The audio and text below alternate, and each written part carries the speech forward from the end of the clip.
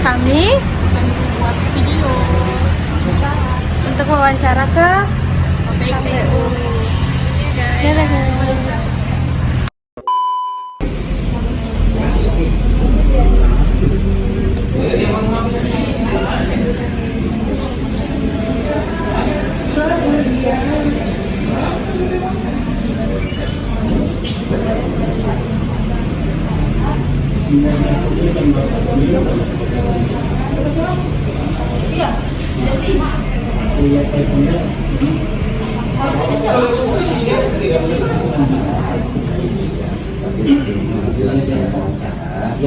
Supaya arah suara lurus menonton dulu. Nanti juga saya kasih beli buat teman kalian itu.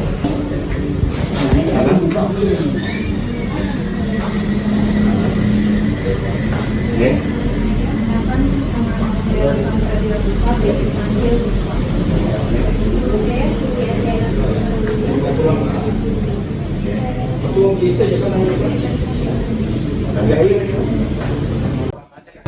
Pertanyaan pertama itu, bagaimana KPU memandang peran Pancasila dalam memperkuat demokrasi di Indonesia, terutama dalam konteks pilkada?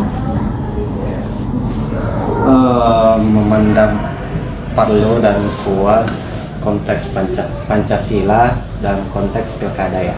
Oke. Seperti yang kemarin saya sampaikan bahwa Pancasila ini adalah induk atau sumber dari segala sumber hukum yang ada di Indonesia.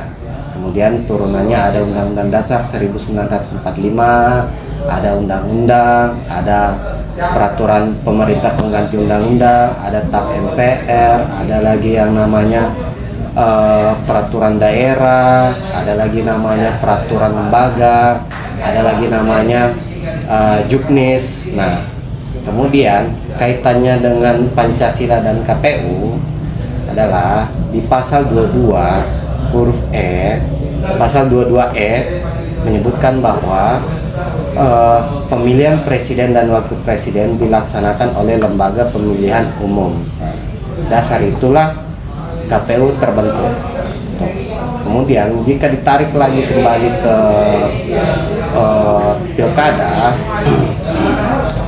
pemilu sebagai induk daripada pemilihan yang ada di Indonesia itu melahirkan yang namanya aturan-aturan. Contoh misalnya lembaga anggota DPR RI, DPD RI, DPRD provinsi, dan DPRD kabupaten kota. Kemudian peranannya daripada DPR RI ini membentuk aturan-aturan atau undang-undang yang akan dibawa ke daerah. Kemudian dari aturan yang dibentuk oleh DPR RI ini membentuk yang namanya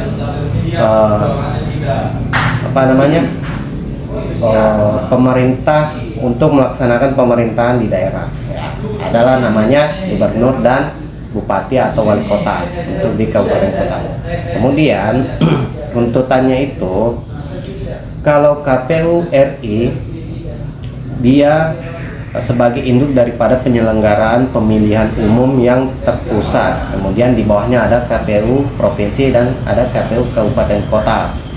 Nantinya KPU provinsi dan KPU kabupaten kota itulah yang nanti akan bertanggung jawab untuk pelaksanaan pilkada.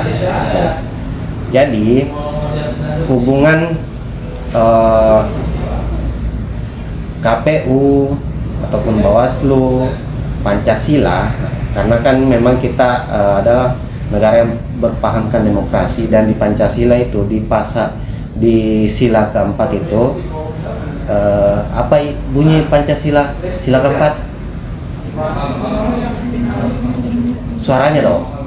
Rakyatan yang dipimpin oleh hikmat kebijaksanaan dalam permusyawaratan perwakilan. Nah, itu sila yang mencakup demokrasi. Tuh. Kemudian kalau misalnya pilkada ini dia merupakan bentuk demokrasi untuk pemilihan kepala daerah.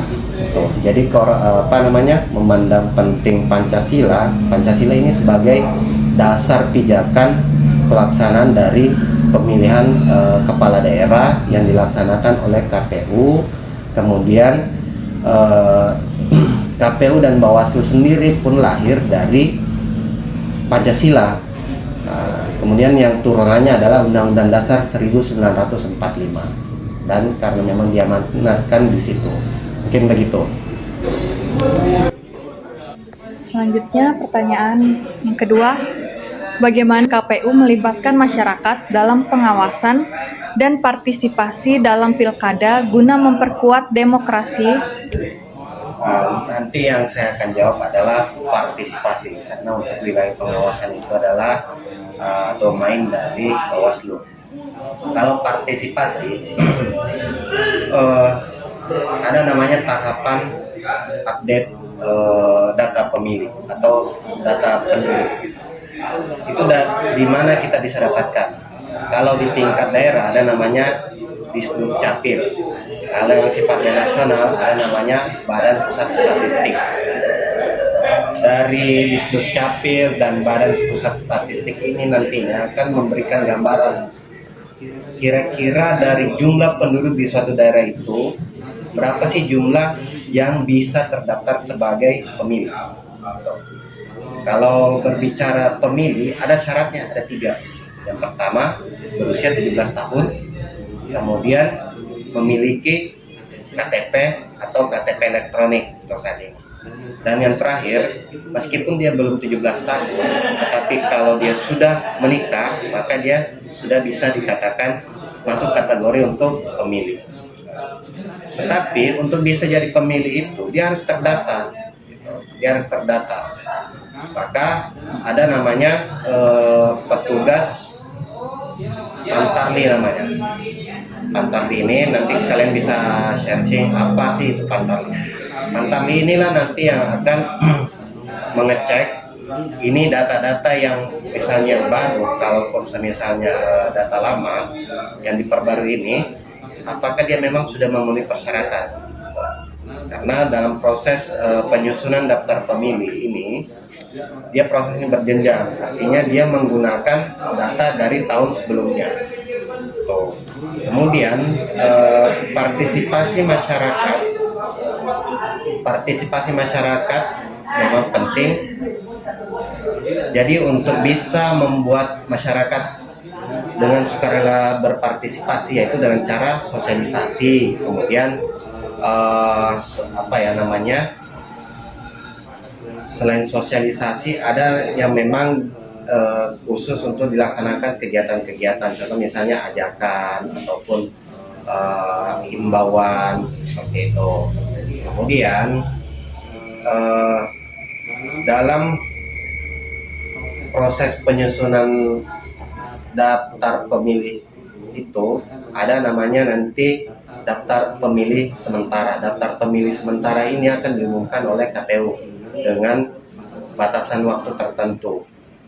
Nanti di situ masyarakat bisa melihat kalau misalnya sudah 3 memenuhi syarat itu tadi, yang 17 tahun, memiliki KTP, sudah menikah, meskipun belum 17 tahun, maka dia bisa melihat di situ di daftar itu apakah namanya sudah ada tercantum di dalamnya.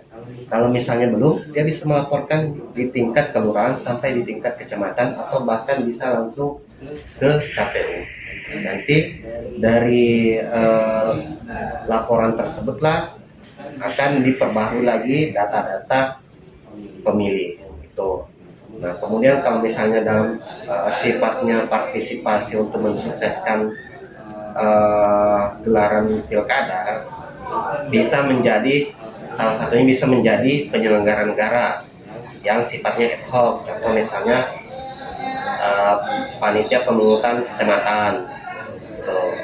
Kemudian ada lagi namanya petugas pemungutan suara. Itu di tingkat, kalau yang panitia pemilihan kecamatan ini di tingkat kecamatan atau biasa disingkat PPK. Kemudian petugas pemungutan suara itu namanya PPS. PPS ini kedudukannya di tingkatan kelurahan.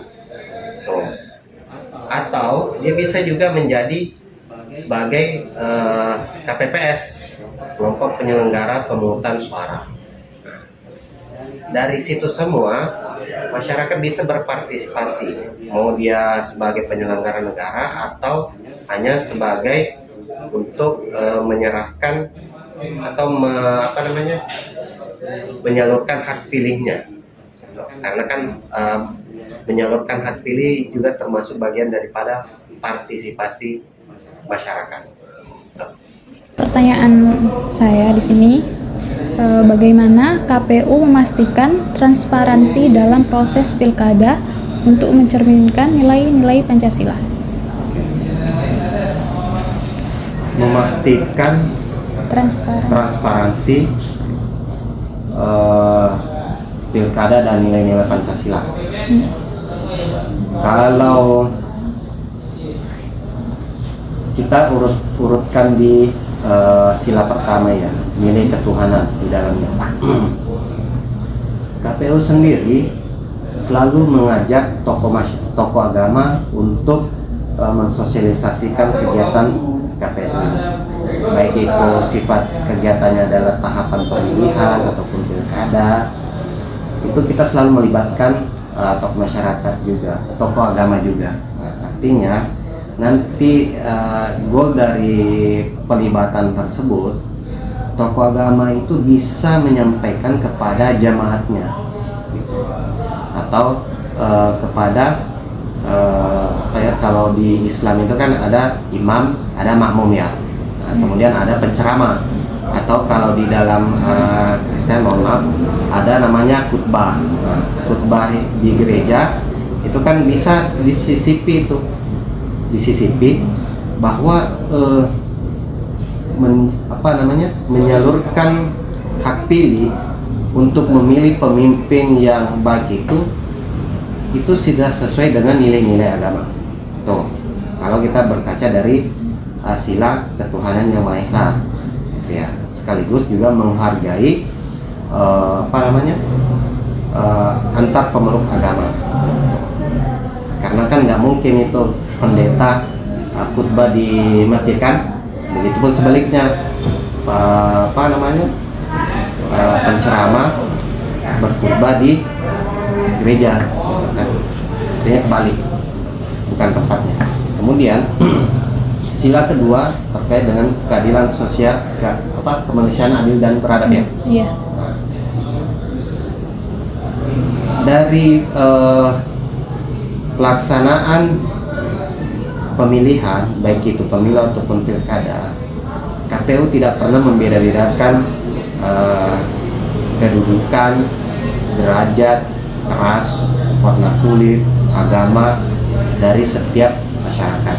Artinya semua masyarakat ini bisa menyalurkan hak pilihnya, karena memang tidak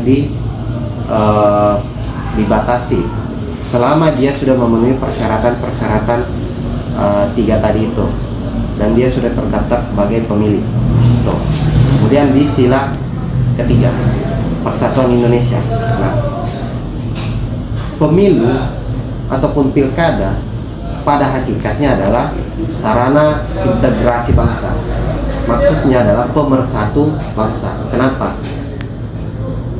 Kita tidak bisa menafikan yang namanya perbedaan warna kulit, agama, suku, bahasa, budaya. Kita tidak bisa menafikan itu, karena memang itu sudah semboyan negeri ini, gitu. Bhinneka Tunggal Ika. Tetapi yang bisa menyatukan itu semua adalah pada saat pemilihan. Pada saat pemilihan, siapapun calon yang mereka dukung itu nantinya, apakah dia mau menang atau kalah, maka semuanya akan menghormati yang menang, ya kan? Jadi pemilihan itu menjadi sarana integrasi bangsa atau pemersatu. Kemudian di sila keempat, kerakyatan yang dipimpin oleh hikmat kebijaksanaan dalam permusyawaratan perwakilan. Ini adalah nilai-nilai demokrasi yang ada di dalamnya. Sementara pelaksanaan pemilu maupun pilkada ini adalah bagian daripada bentuk demokrasi. Tuh. Kemudian yang terakhir adalah keadilan sosial bagi seluruh rakyat Indonesia. Hasil dari pemilu maupun pilkada ini tujuan akhirnya adalah menciptakan keadilan bagi seluruh rakyat Indonesia, baik itu dalam hal keadilan ekonomi, keadilan politik, maupun hingga di keadilan tingkat yang paling rendah, yaitu sandang, papan, dan pangan. Gitu. Pertanyaannya pun akan muncul begini, apakah dari yang saya sebutkan itu tadi sudah dijalankan oleh KPU? Sehingga pertanyaan mengenai masalah apakah KPU memastikan atau bisa meyakinkan bahwa penerapan nilai-nilai Pancasila itu bisa dilaksanakan dengan bebas pada saat pilkada, ya kan? Gitu. Karena memang dalam hal pelaksanaan pemilu ataupun pilkada itu, KPU itu sendiri memiliki asas lubar jurdil. Apa itu? Lubar jurdil itu adalah langsung, umum, bebas, rahasia, jujur, dan adil. Nah, artinya dari asas-asas itulah masyarakat nantinya bisa melihat kira-kira betul nggak KPU itu memastikan pelaksanaan pilkada ini itu bebas. Jadi kayak disediain akses publik gitu. Nah, bahkan untuk aksesibilitas itu sudah termasuk dalam prinsip-prinsip juga di KPU. Artinya semua kalangan, baik itu yang normal ataupun yang, mohon maaf, yang ada memiliki kekurangan, bahasa lainnya adalah yang disabilitas, itu memiliki ataupun disediakan aksesnya. Contoh misalnya nih, yang mohon maaf, yang apa sih namanya kalau buta itu? Tunanetra. Tunanetra. Nah, itu diberikan kewenangan kepada pemilih yang tunanetra itu untuk diminta wakil, bukan diwakili, diminta wakil. Contoh misalnya dia menunjuk keluarganya misalnya, teman dekatnya misalnya yang dia percaya, atau bahkan petugas dari TPS itu sendiri, yaitu KPPS misalnya. Saya mau ini untuk mendampingi saya, untuk menunjukkan saya yang ingin saya coblos. Tapi itu ada kayak surat kuasanya nggak? Kalau untuk surat kuasa tidak ada, tetapi di dalam aturan pemilihan sendiri itu sudah diatur bahwa itu bisa dibantu. Nah, begitu. Kemudian misalnya juga posisi bilik suara, kemudian kotak suara itu harus bisa menyesuaikan semua kalangan, baik itu yang sempurna ataupun ada yang memiliki kekurangan. Itu makanya juga model-model pembentukan TPS itu nantinya harus ramah difabel misalnya, atau aksesibilitasnya terjamin. Mungkin seperti itu. Ada lagi? Sudah, terima kasih Pak.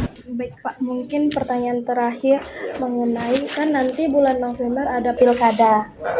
Saya mau bertanya bagaimana KPU tuh memastikan perkembangan atau persediaan dari KPU untuk pilkada bulan November nanti. Terus tuh kayak KPU tuh memastikan proses pemungutan suara atau perhitungan suara pada pemilu nanti akan berjalan adil, bebas dari kecurangan.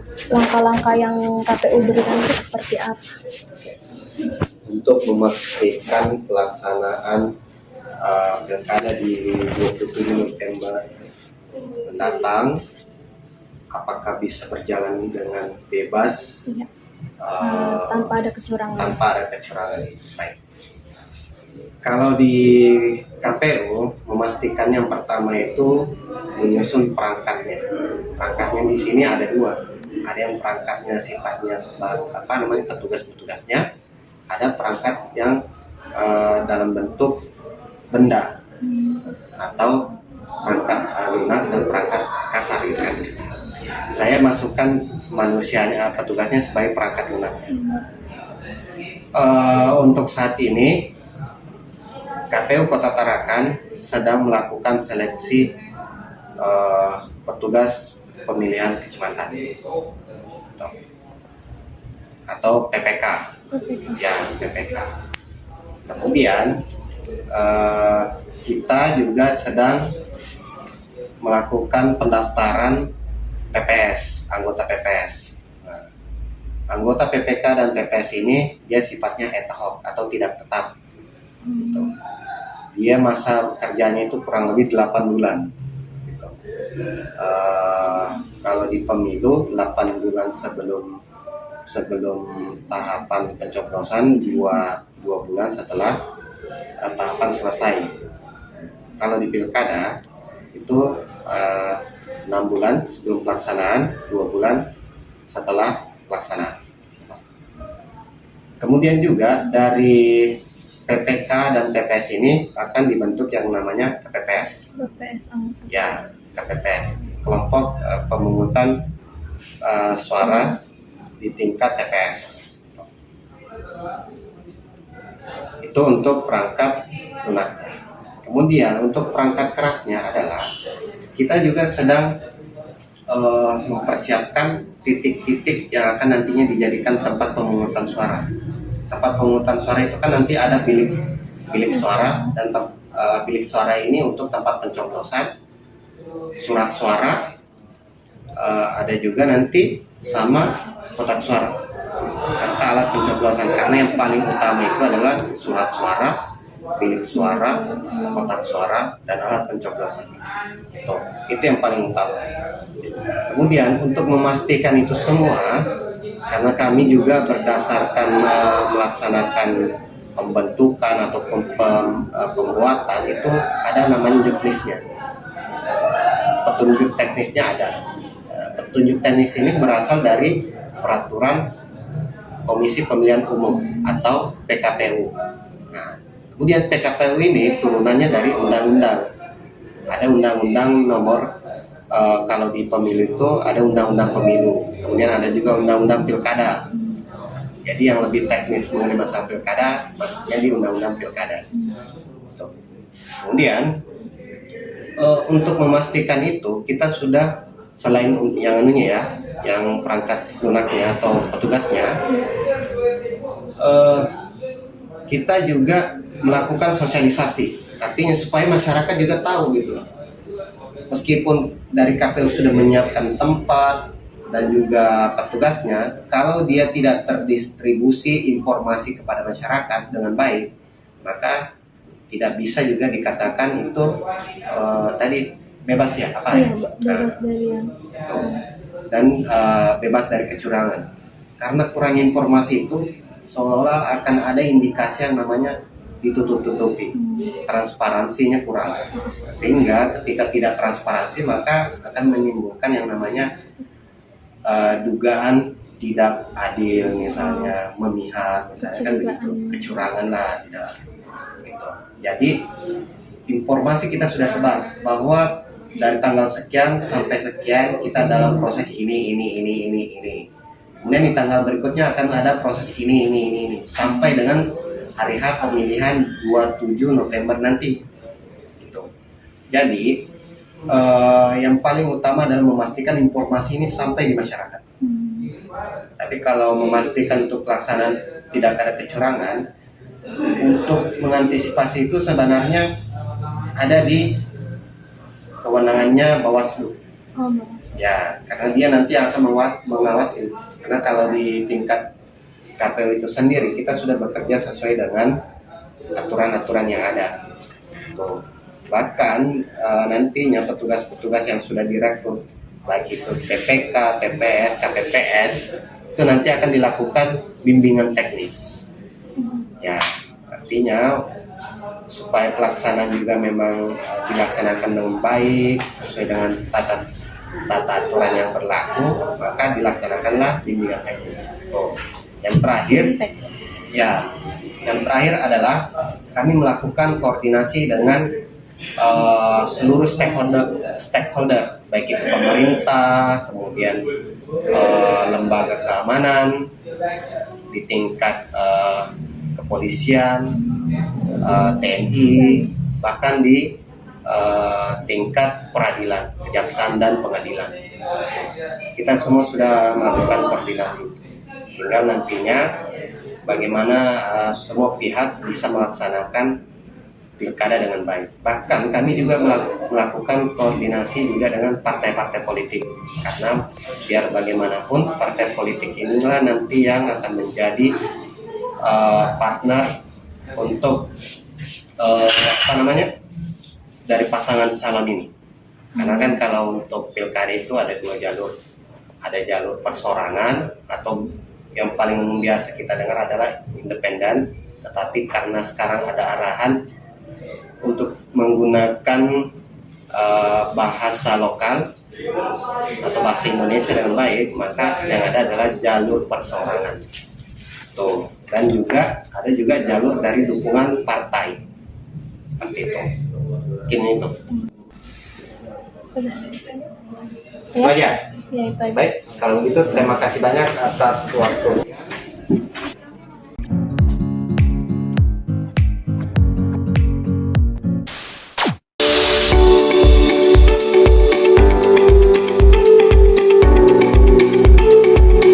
Halo teman-teman, perkenalkan nama saya Alessandra Diardiva. Saat ini saya berada di Cafe Mr. Bean. Sekarang saya bersama dengan salah satu milenial Kota Tarakan yang akan saya wawancarai mengenai Pancasila dan demokrasi. Baiklah, langsung saja. Kalau boleh tahu, nama kakak siapa? Nama saya Yafet Ronaldis, bisa juga dipanggil Fet atau Yafet. Kalau boleh tahu, keseharian kakak itu apa aja ya?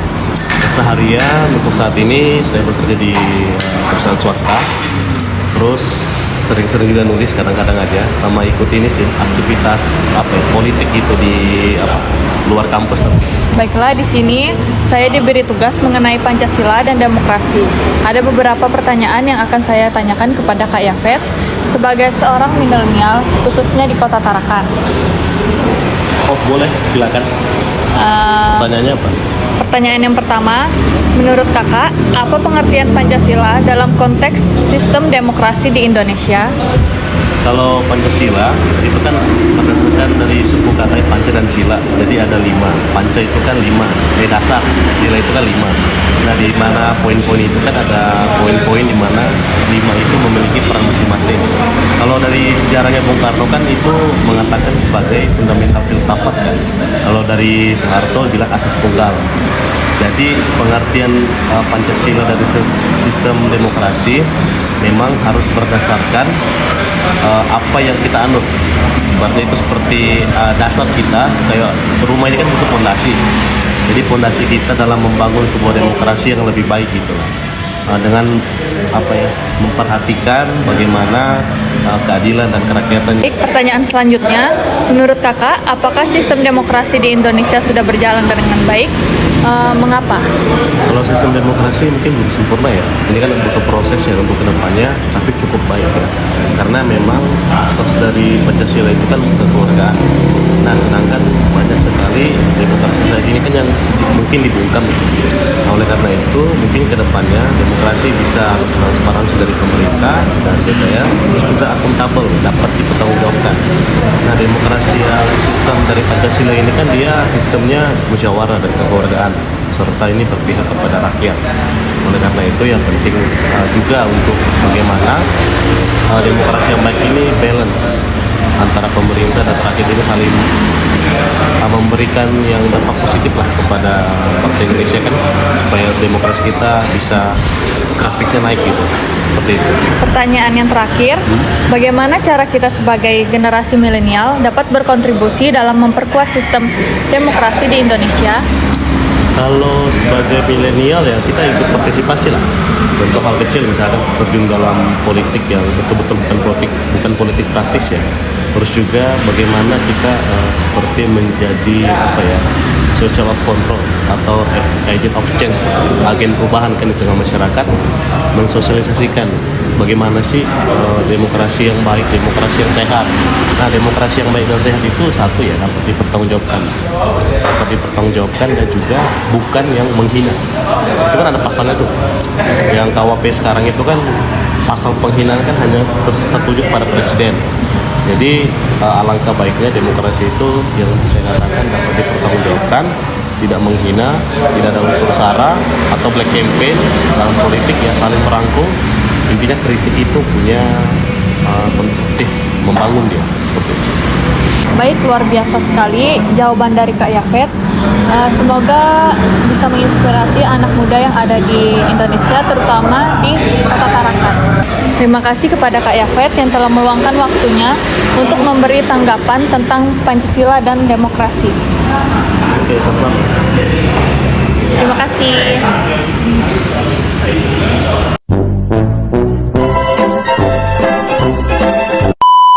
Silakan bisa mau dokumentasi. Baik, Pak Nur, lanjutkan. Rekam suara sih, nggak kedengaran nih.